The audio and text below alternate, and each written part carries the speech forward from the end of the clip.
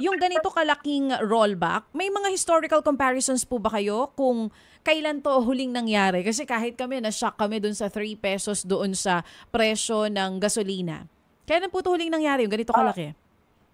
well, ang malakihan ho talaga yung pandemic. Kasi that was around March. Nagsimula na ho tayo magka-problema noon, 2020.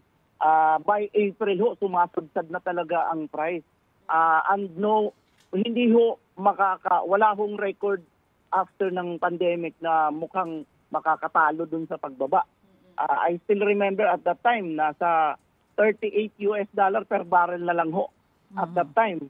So ngayon, nasa 70 ho tayo, 60 higher up ng 60 part ng US dollar to 70, no? Pero at that time, nasa $38 per barrel na lang ho tayo. Masyadong mababa talaga during the pandemic.